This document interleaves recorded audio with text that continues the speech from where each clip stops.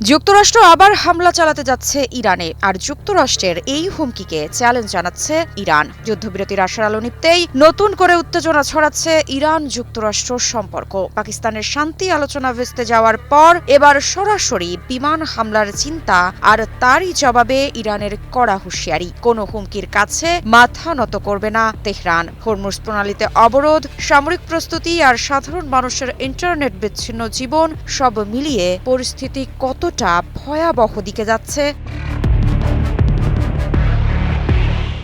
সংবাদ মাধ্যম দ্য ডনের বরাতে জানা যায়, ইরান জানিয়ে দিয়েছে চাপ, হুমকি বা অবরোধ কোনো কিছুর কাছেই নতি স্বীকার করবে না দেশটি। আর ঠিক সেই সময়েই নতুন করে হামলার কথা ভাবছেন ডোনাল্ড ট্রাম্প।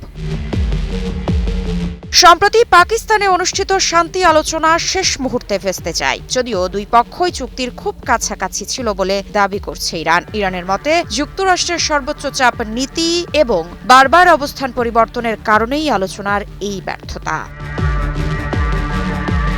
এদিকে ইরানি সংসদের স্পিকার মোহাম্মদ বাখের গালিবাফ স্পষ্ট ভাষায় বলেছেন, ইরান কখনোই হুমকির কাছে মাথা নত করবে না। বরং তিনি যুক্তরাষ্ট্রকে কটাক্ষ করে জানান, অবরোধের প্রভাব খুব শীঘ্রই বিশ্ববাজারে বোঝা যাবে। একই সুরে কথা বলেছেন পররাষ্ট্রমন্ত্রী আব্বাস আরাগচি। তার দাবি, আলোচনায় বাস্তব অগ্রগতি হলেও যুক্তরাষ্ট্রের চাপ পুরো প্রক্রিয়াকে ভেঙে দেয়। এদিকে পরিস্থিতি আরও উত্তপ্ত হয়ে উঠছে হরমুজ প্রণালীকে ঘিরে। যুক্তরাষ্ট্র সেখানে অবরোধ শুরু করার প্রস্তুতি নিচ্ছে, যা বৈশ্বিক তেল সরবরাহের জন্য অত্যন্ত গুরুত্বপূর্ণ রুট। জবাবে ইরানের নৌবাহিনী হুঁশিয়ারি দিয়েছে, তাদের জলসীমায় প্রবেশ করা যে কোনো সামরিক জাহাজের বিরুদ্ধে কঠোর ব্যবস্থা নেওয়া হবে।